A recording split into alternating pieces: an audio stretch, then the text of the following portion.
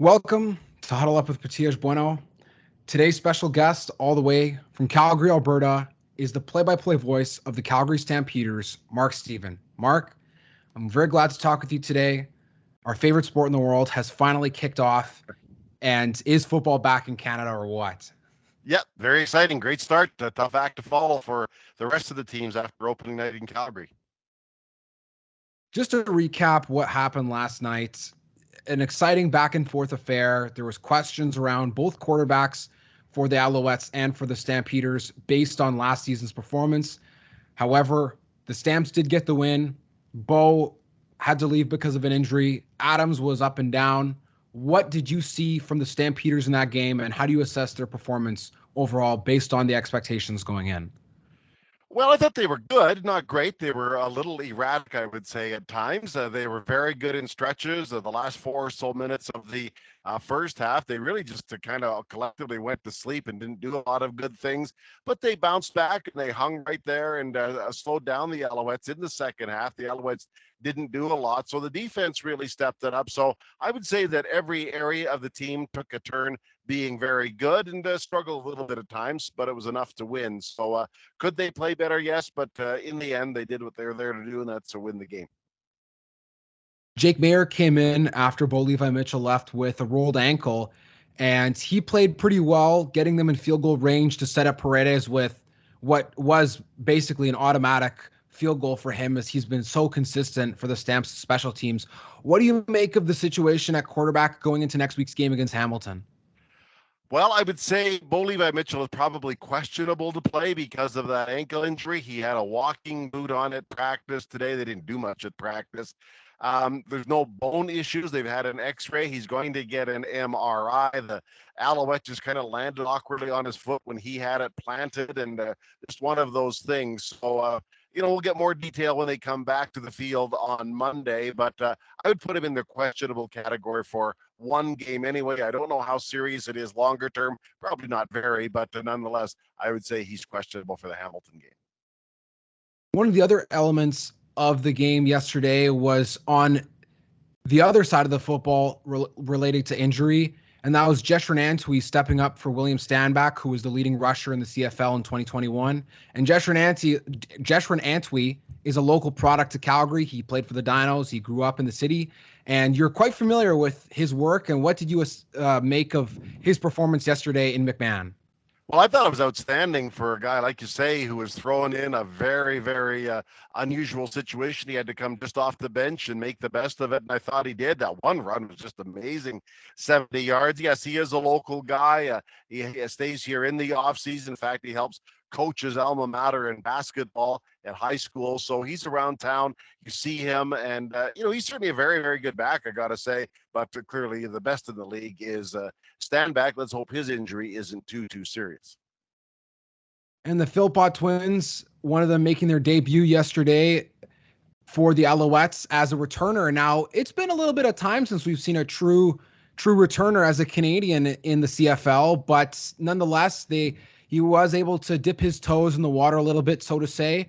What do you make of how the Philpotts will be able to fit into each of the respective teams that they were drafted by and will be on this season? Well, first of all, I thought Tyson fitting in for Alford was really, really good yesterday for a guy who's playing his first game, and he is very, very young. He doesn't turn 22 until next month.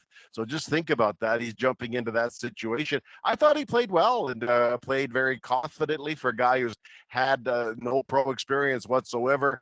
Jalen Philpott's a little different situation. He took the first two reps in the first day of rookie camp, and that's the last we saw of him. He's got a long way to catch up now. I mean, he's getting better, he's getting closer, he's doing more work, but he's got some time to catch up to make sure he can fit back in with the Stampeders, because he's lost over a month already. And especially when you consider the expectations of rookies that would have extra eligibility to go and return to U Sports, it's definitely not a very easy task to ask young players to step into roles that quickly. And especially when you consider, in terms of Canadian football, most players that have the option to go back to school will usually take it to bolster their abilities and their reps before returning to the CFL when they don't have any chance to go to U Sports.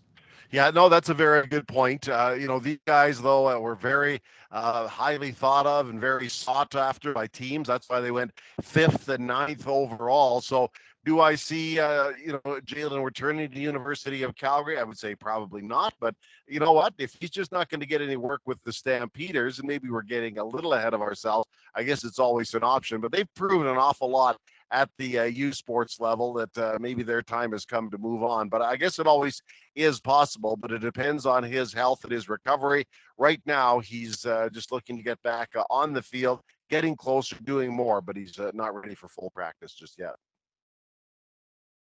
Speaking of players that were taken through the U Sports draft just last month, Trey Ford, just up the road in Edmonton, is one of the three quarterbacks for the Elks, as well as receiver from the Manitoba Bisons. Gavin Cobb has made his way up to Northern Alberta, and those two were seen as highly touted prospects, especially with Ford having an outstanding season, being named as the Heck Crichton winner in his final year at Waterloo, and Gavin Cobb having himself quite the campaign there, although a short one in Manitoba. What do you see with the potential for these two players for Edmonton, knowing that their rivalry with Calgary will only continue to grow as the Chris Jones era returns to Northern Alberta? Well, I saw the Stampeders and the Elks last week. It was the last preseason game, so I admit things are a little different in terms of who does what. But I thought he was really good, Trey Ford. I thought he looked very confident for a guy with zero professional experience. He looked calm. He was running. Made a play or two that he might like back, but I thought he looked very good. Same thing with Cobb, but he left the game with an injury, so we didn't see as much of him as we would like. But we'll get to know these guys because the schedule this year has the Stamps and the Elks playing 4 times. They play a series coming up at the end of this month into July, and then the traditional Labor Day home and home. So we'll get a great picture of how both of them are doing. But I was really impressed with Ford for sure. The beginning of a season will always leave fans to speculation as to how they think things will turn out. And especially now with the continuous legalization of sports gambling, there's lots of people that look towards the odds that will determine which teams will finish in what position. Now, I know that it's a little bit early to be confident maybe in determining who's going to finish where, but judging by the number of changes that have happened within a few organizations on both sides of the country, how would you predict the Western standings and the Eastern standings right now at the season's end? Okay. Well, right now, until somebody finds a way to bump Winnipeg off of the top rung, I have to go with them. Then I think the Stampeders have the depth to be number 2. Number 3, Saskatchewan, and I think it'll be close between the Stampeders and Saskatchewan. Maybe Edmonton will, bounce back and be 4th. I'm not sold on this BC quarterbacking picture. I'm sure they're going to be fine quarterbacks in time, but to have 2 guys with very limited experience, I'm not totally sure about that. So we'll wait and see. In the East, I think Toronto's got enough depth to become the top team. I see Hamilton and Montreal fighting for 2nd and 3rd. I really liked what I saw from Montreal last night, and ironically get Hamilton next. But I'll go with Hamilton at least for now. Ottawa, while they were the most active team in the offseason, did a lot of work, brought in a lot of players. I'm not sure they can pull them all together. They'll certainly be better than they were last year, which is a low bar to jump over. But I think they'll be better, but not good enough. And especially with how much their offense is going to lean on the performance of Jeremiah Masoli, without his leadership, there might be some shaky times in Ottawa. I know, having watched the preseason game they played in Montreal just over a week ago, you could see how much the offense struggled without him at the helm. Now, they did have a few electric plays from the backups, but I think that Montreal, at least as a team, in better position, especially at the pivot position, because of the fact that Harris also has a breadth of experience behind Vernon Adams.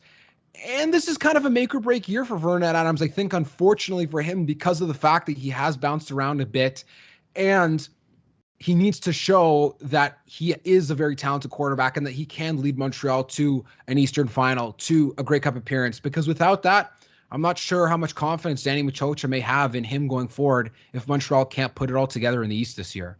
I think that's fair. Eventually you gotta do it. You can't be talked about as the next great prospect. He's going to do this. He's got this potential. Well, eventually you've got to show that potential and put it to work. I'm not saying he can't, but I'm with you. I think this is an important year. He's got some great tools surrounding him. Now let's again stand back. Don't know the extent of his injury, but he'll be a huge help when he does play. And I think Eugene Lewis and Jake Weinke are just tremendous players. So he's got some weapons, and I think this is his time to shine for sure. I would love to know your opinion on where you would rank some of the positional players in the Stampeders. Having seen words floating around social media, I know that Danny Austin has been quite high on some of the receivers within the Stamps offense, and the CFL released their own top 50 list, cross-referenced as well with that of Three Down Nations. So where do you rank Kamar Jordan and the rest of the Stampeders receiving core? Because they do have Reggie Begelton, who, although he didn't play in a lot of games last year, the meaningful ones he was lights out in. So would you say that those two guys are in the top 5 receivers in the CFL? Or would you say that Kenny Lawler and other members of other receiving cores across the West are better receivers?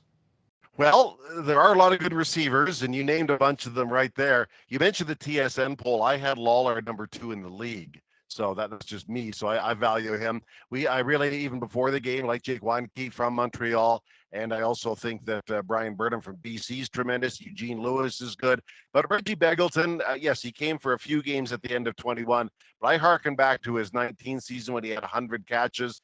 And so I put those guys in the top 5. Kamar Jordan just a little on the outside because health has been a challenge. If he stays healthy, though, he's got that tremendous reach and tremendous athleticism.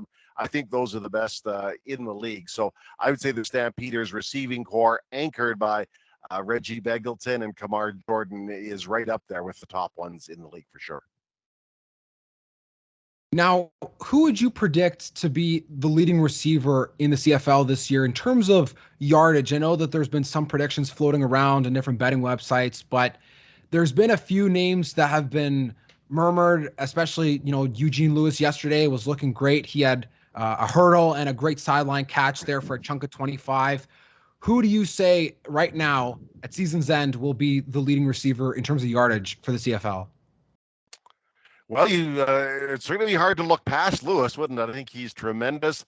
I would say him or Reggie Begelton. So since Lewis is more of an incumbent, I'll maybe say him, but I think Reggie Begelton will be close behind as well. Although, he doesn't play the outside spot like Lewis does, so we won't maybe get some of those big passes. But probably Lewis, I would say right now, is the guy that's going to rack up the most yards. Yeah.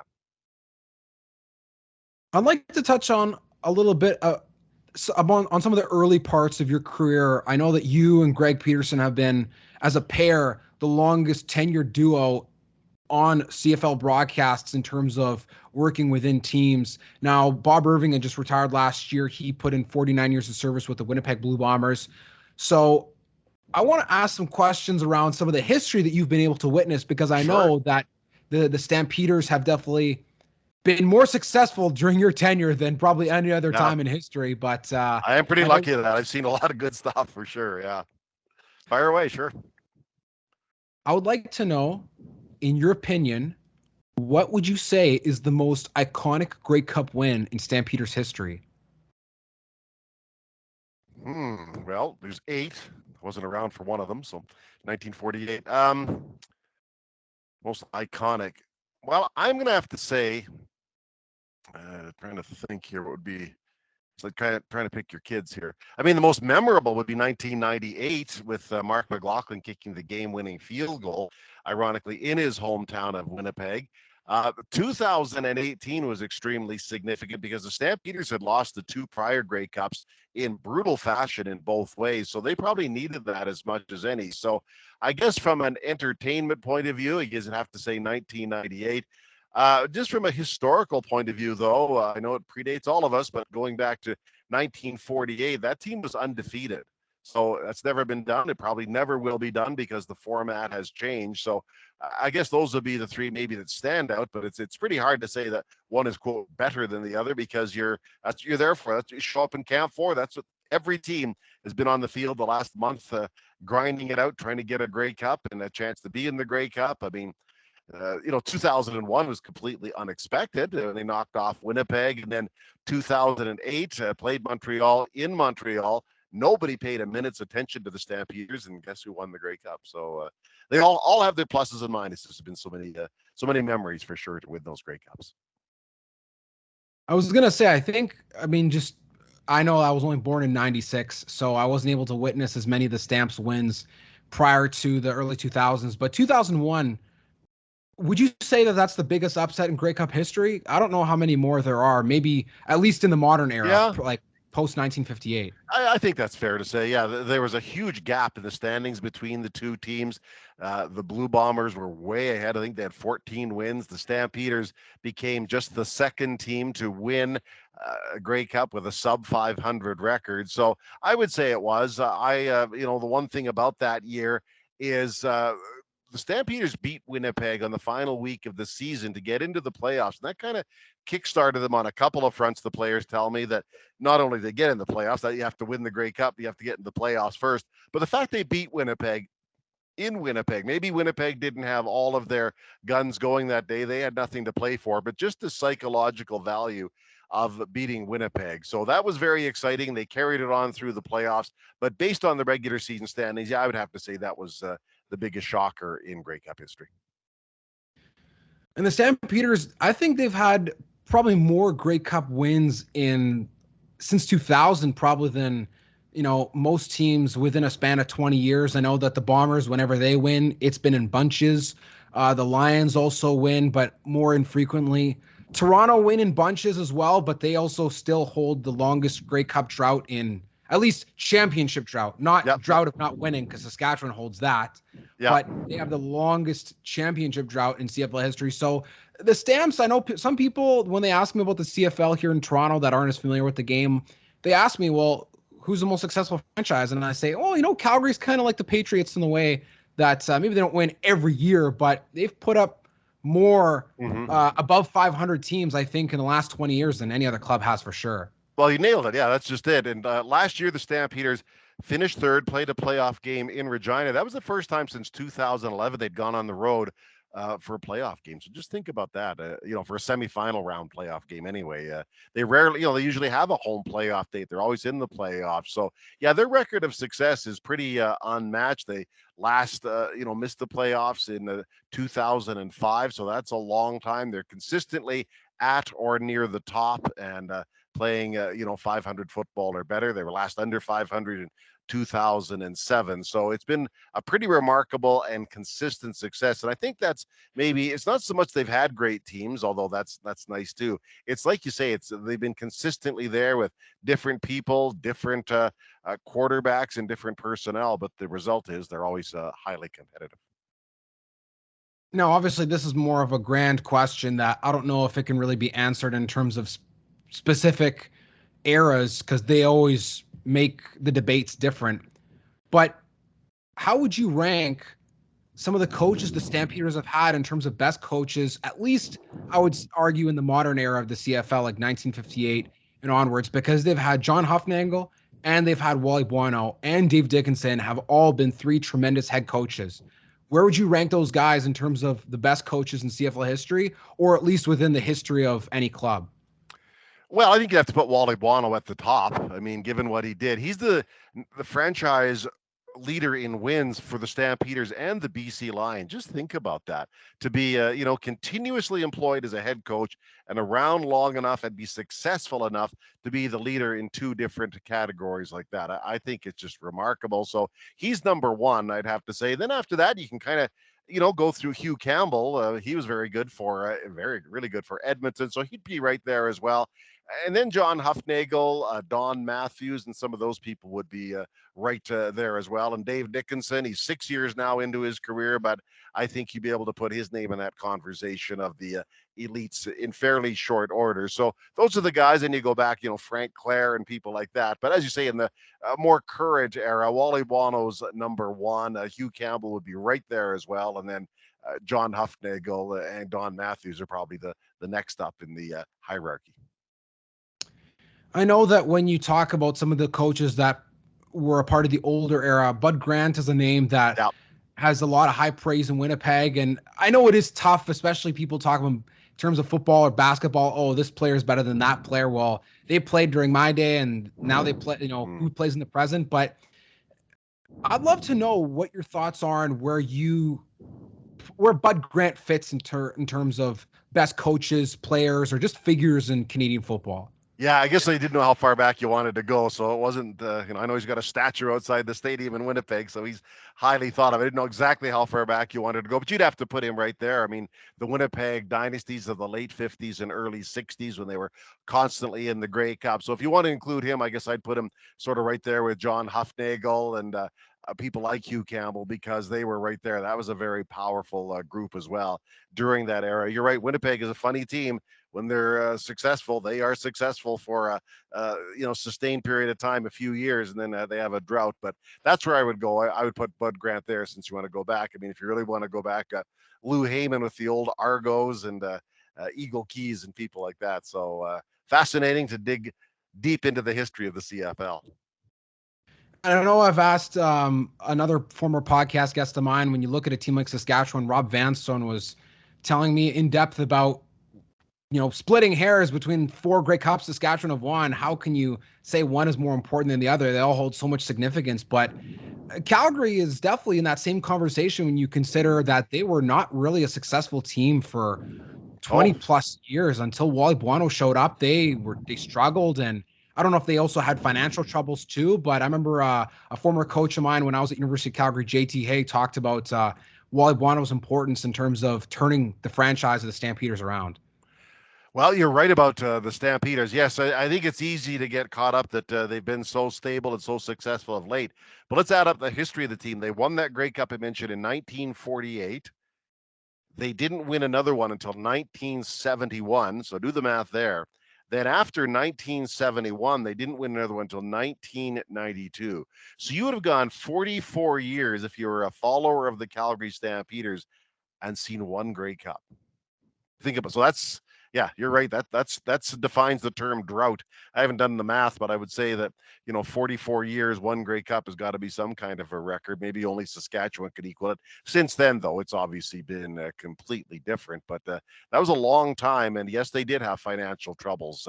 There was the SOS campaign, Save Our Stamps, where they had to go to the community and try to get everything they could. To pull the team together, and it was a community-owned team at that time. We should point out, so that's where they needed it.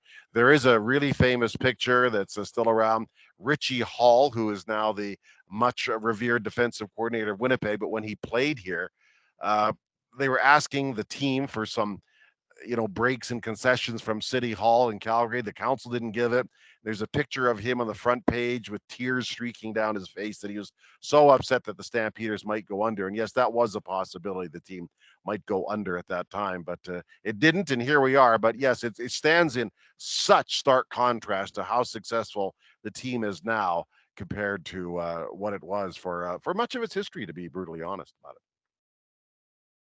And I know that even within the city of Calgary, people hail how important the Flames are and the fact that they've had success, at least winning a Stanley Cup being a lot harder than winning a Grey Cup. But I feel like the Stampeders sometimes don't get as much love or as much consistent and a consistent injection of passion all year round as the Flames do. Obviously, hockey is more popular in Canada, but when you think about the franchises with the most intense fans, the Stampeders would have to at least be in the top half, and I would argue that they don't trail that far behind Winnipeg and Saskatchewan. I know that Hamilton, gets a lot of love because they've never had an NHL team, and Ottawa have died and come back to life multiple times.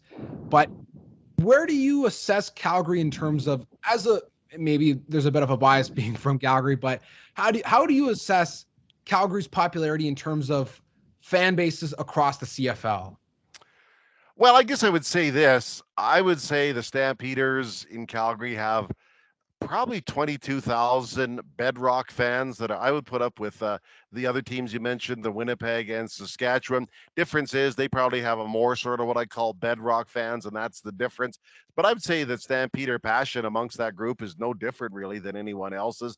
Maybe Saskatchewan, because as you say, there isn't the distraction and the alternative of an NHL franchise in the same city or the same market. So I guess you'd have to put everybody a little bit behind Saskatchewan, but I wouldn't say Calgary stands too far behind. No, there's a lot of people there. I know, obviously being under the same umbrella corporation as the Calgary Flames and the American Hockey League team, the Western Hockey League team, and the National Lacrosse League team, it's a bit of a competition for resources at times. But no, I think just we just have to accept reality. The National Hockey League is a bigger business and has a bigger footprint. But no, I would say that Calgary has a very strong and sturdy core. And especially considering that their history goes back quite far. I know the Flames only came around after the expansion franchise in Atlanta had failed. And I mean, Atlanta thankfully graced Canada with two different True, yeah. expansion franchises, being the Flames and the Jets. Do you Are you also someone that loves watching hockey, or are you more of a strictly football person? Well, I spend more time on football, but I watch an awful lot of Flames games too, and all NHL games. So yeah, I certainly recognize what the Flames are. It was very exciting, the playoff run this year. They rarely make it out of the first round. So, but it's fun to watch. But I would say clearly my focus is football, but not at the expense of hockey. I went to several games. I think it was 5 games this year, just as a fan, and so I enjoyed it. So yeah, but certainly, the Stampeders have deeper roots and longer standing roots. I mean, the 1948 team is credited with turning the Grey Cup into a festival because it was Calgary's first time to go down there, and they had carloads of people on trains, didn't fly much then, and went to Toronto and brought all the hoopla of the traditional pancake breakfast, had the horse coming into the hotel, and it changed it from just being a game that was played Saturday afternoon at Varsity Stadium into kind of a celebration, which cities now compete for. I mean, teams line up, they want the Grey Cup because it means big business for the team and their city. In your opinion, outside of Grey Cups that Calgary have won, what would you say is the most exciting or memorable Grey Cup in your lifetime? Well, I guess I'd have to say being in Regina in 13. That was, home city, that franchise, that fan base getting to celebrate a Grey Cup right there. I mean, there have been others, and, Toronto beat the Stampeders in Toronto and BC won. But I guess the Saskatchewan was probably the best one because of just the crazy passion right there in Old Taylor Field that the Rough Riders did it. So there's been a lot of good ones. I've been privileged to see a lot of really good stuff, but that's the one that probably stands a little bit above outside of Stampeder themed Grey Cups because of just what it meant to the city of Regina. And you touched on it earlier. That's only the fourth time they've ever won the Grey Cup, and to do it in home, and that's one thing that I hope I'm around long enough to see because Calgary, Winnipeg, and Ottawa have never even played in a home Grey Cup. Edmonton has, but they lost it. So I just can't imagine the excitement that would surround a home Grey Cup win. And especially when you consider that Tom Hanks and Martin Short also appeared at the game in 2013, those would also have to be some added celebrity appearance bonuses. Yeah, for sure. And the ceremony with the Grey Cup coming in is always fantastic. So the Grey Cup, there's always stories and controversy in season with the CFL, but somehow the Grey Cup week always manages to salvage something from the CFL and its season. So, as someone who's been in Calgary for many years, have you also been a football fan in terms of at the amateur level with the Calgary Dinos as well and followed their team? Yeah, I go to as many Dinos games as I can. When the Stampeders are on, there's often a bit of a challenge getting to those games, though. So when the Stamps are home, it usually means the Dinos are on the road and vice versa. Sometimes one will play Friday and somebody will play on a Saturday. So yeah, no, I go. It'd be nice to go to more, but it just doesn't work out. Follow the team. It's fun to watch all of the various Dinos in the CFL. I think everybody but Winnipeg has one Dino on their program, and I go from time to time to high school football as well and watch what they're doing. I mean, I don't think there's a better high school program in the country than Notre Dame High School in Calgary, which has two players on the Los Angeles Chargers right now. I don't think that anybody else could claim that. So, I spend as much time as I can around it, but clearly at the head of the mountain is the Stampeders and following them. But no, I enjoy going out to the Dinos, went to their spring game this year, and it's a lot of fun watching them. You used to work with the Calgary Cannons that were a AAA baseball team that played out of Calgary from 1985 till 2002, I believe it was. Yep. And you worked doing play-by-play and also public relations. Now, I would love to know, because in my sports journalism program, one of the students, there's only three of us from outside of Ontario, and one of them is from Calgary, and he played Dinos baseball, and he did a little a pitch. We were doing documentaries of what we would create for sports documentary, and he wanted to talk about how Alex Rodriguez had a cup of coffee in Calgary Hmm? for about a A month month. or so, Yeah, a month. and Yeah. I that might have been maybe close to the time that you were working with the Cannons, or maybe it would have been maybe a bit outside of your time. Do you I. remember that? And Oh what do yeah. you remember from it? I wasn't doing the games that year. There was kind of some back and forth. I remember him. What I think it was best about him is he fit right in. He was 19 against guys, a lot of them would have had some major league time, and guys were 26, 27, 28.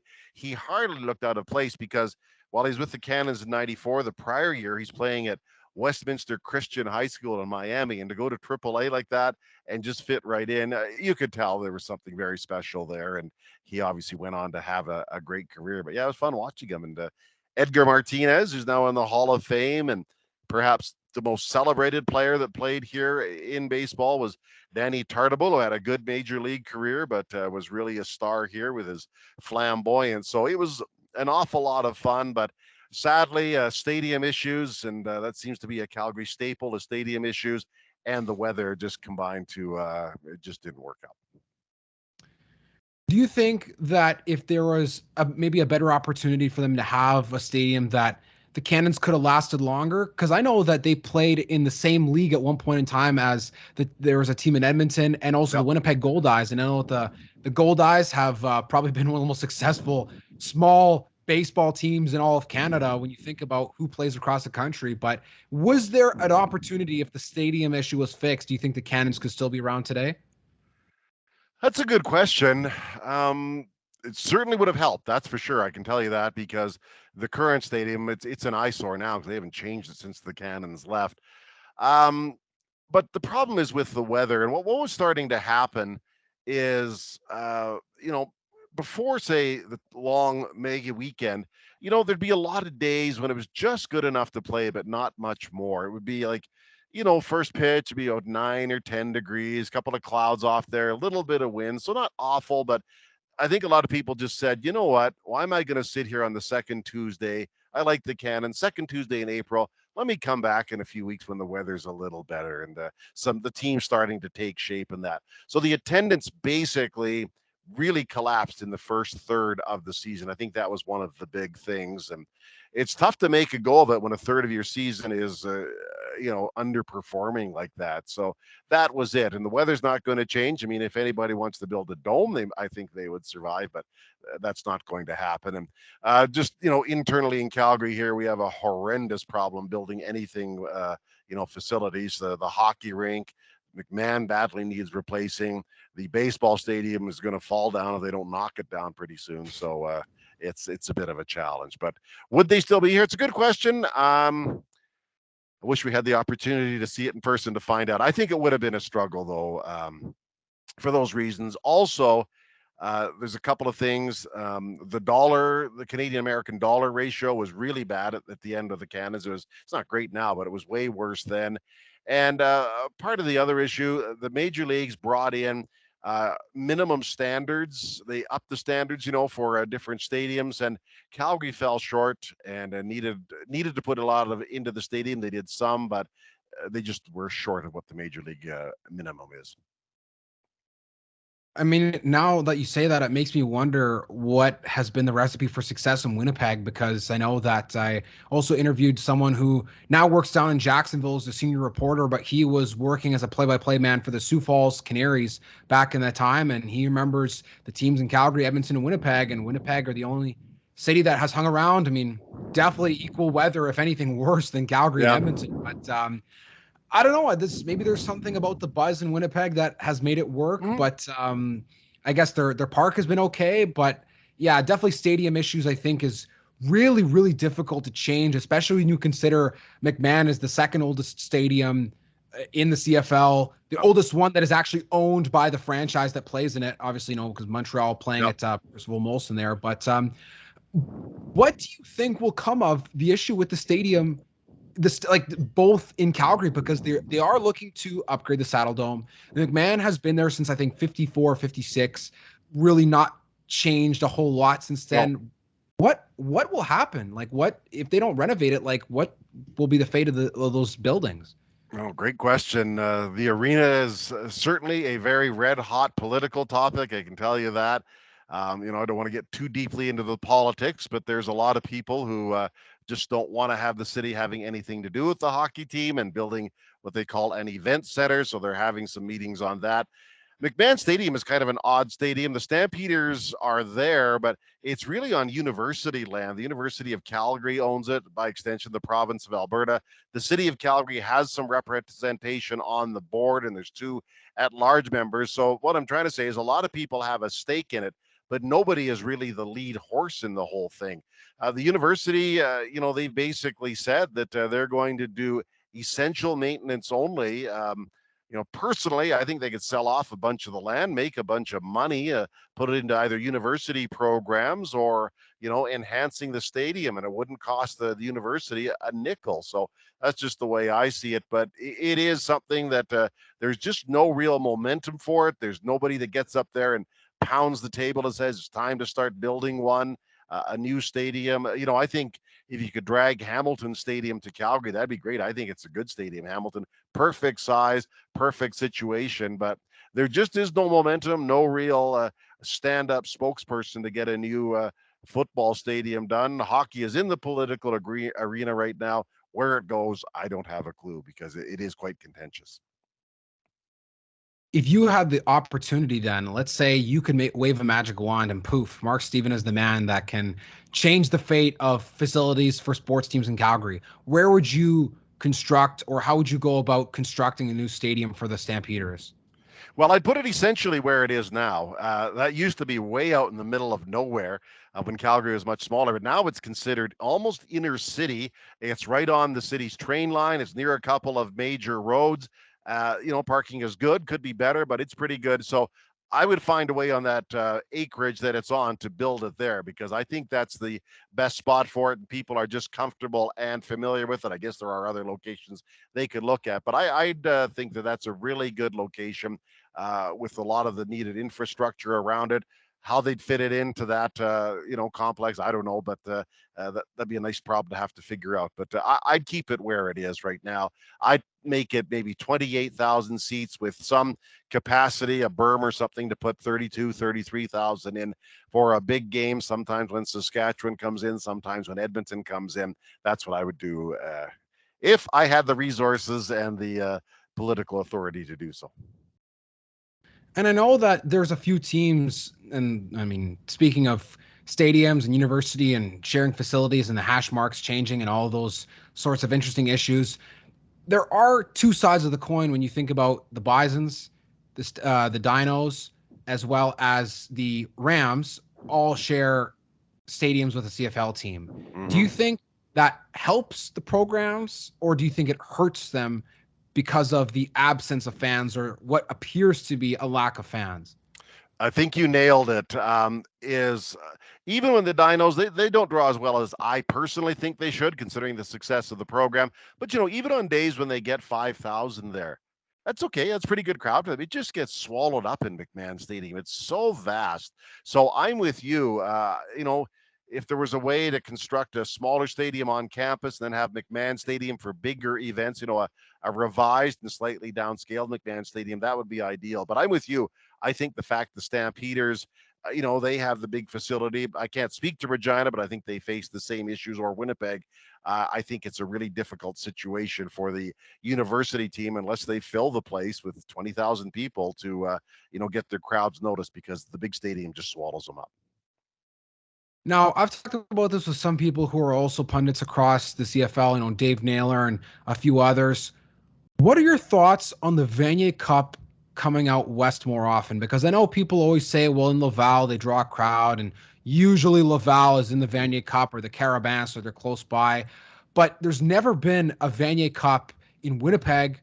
I don't know if there's ever been one in Regina. I know Saskatoon had one, I think, in 2004 or 5. I don't know if Calgary has had one, or last time Not a Edmonton, Vanier or Cup, no. so What are your thoughts on the Vanier Cup being played in Western Canada? Where would you host the game, and what do you think would be the best position for it to draw the biggest crowd? Well, be interesting. Of course, you'd have to work around the potential conflicts with the CFL. And by the way, I'm not one of these people who thinks the Vanier and the Grey Cup should be held at the same time in the same city. I just don't think that works at all. That's me. Edmonton's never had one either. Maybe, their program is growing and building. So I don't have a problem. If you can guarantee that the field, the facilities would be available, go for it. Yeah, I think Edmonton would be fine. Calgary, again, same thing. You just have to work around the possibility of a CFL game, so that's very tough. Um, I'd like to see it. I'd like to see it go to Winnipeg. Why not? They have had it in Vancouver where it worked, and maybe there's some other venues. Saskatoon could have it as well. But I'd like to see it, but you'd have to get it away from the CFL facilities. That'd be the only challenge. Have you ever traveled to any Vanier Cups in your lifetime before?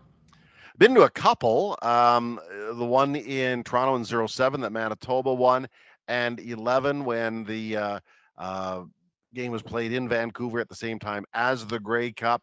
And obviously, I've watched a lot of them because the University of Calgary has played in a lot of them, but those are the two that I've been actually in attendance at.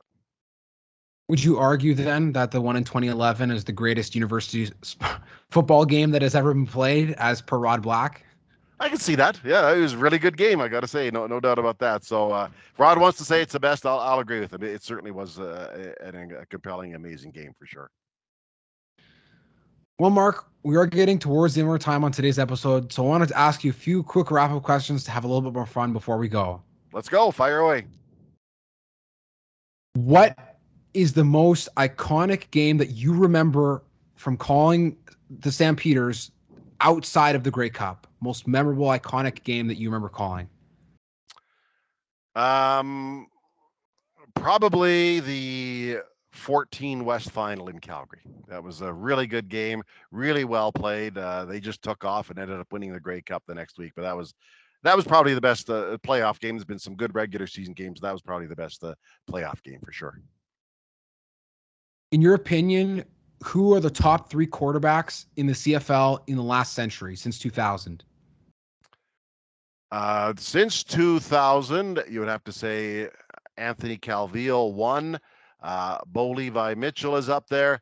And number three, just there's been a lot of good ones, whether you put one right in the conversation there. I mean, probably Ricky Ray. That'd be my top three.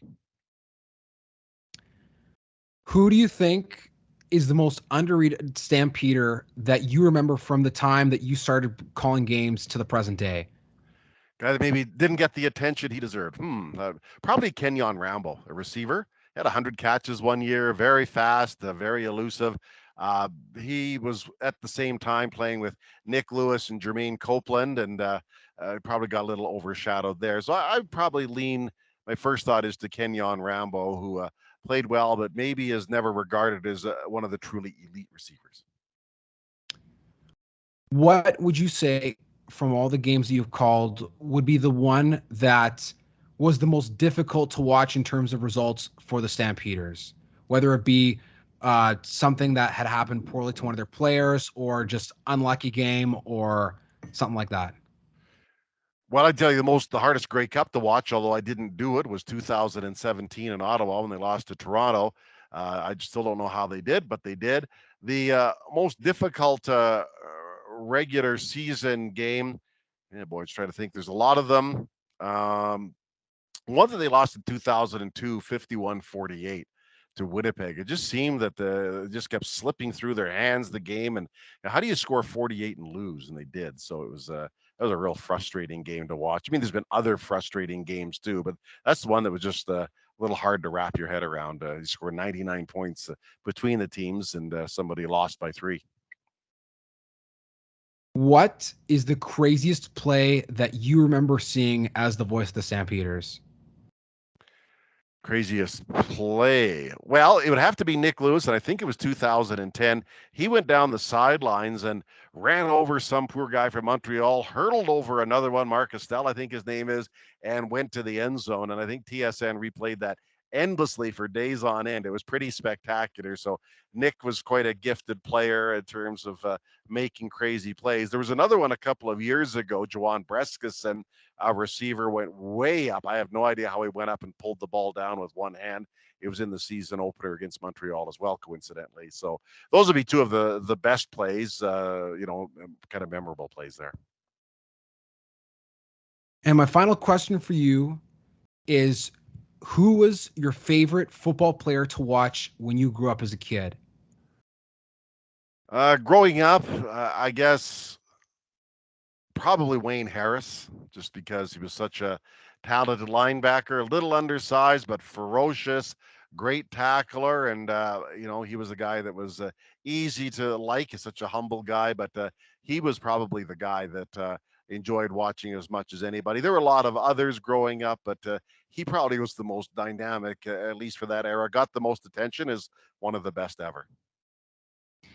And I'm sure that he will look down and be very proud of the continued work that his son has done with the You Calgary bet. Dinos, and Yes, has very much so. continued to Yeah. bring lots of success to Calgary, and especially to the university program that's so near and dear to the city of Calgary. No question. Yeah, Wayne Harris is a junior, is a fabulous coach. He's made a great name in his own right, and the Dinos slipped a bit last year, finishing under 500. That was a one-off. They'll be, you look at the CFL draft over the last many years. I mean, Calgary has the most players selected. I mean, if you're a university coach and you're trying to recruit a player, Wayne Harris, all he has to do is say, "We've got a program. We'll make you a pro, and if you don't believe me, here's the CFL guide. Take a look." So we produce players. So there you are.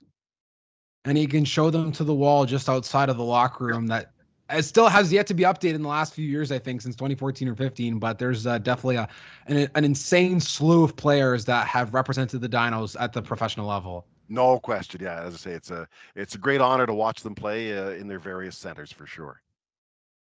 Well, Mark, I want to thank you for having been on today's episode. It was great to chat CFL football with you and to get to recap week one of the 2022 CFL season. Well, by all means, thank you for asking. Glad we're able to hook up together here, and hopefully we can do it again. And thank you to the listener for enjoying today's episode with the play by play voice of the Calgary Stampeders, Mark Steven.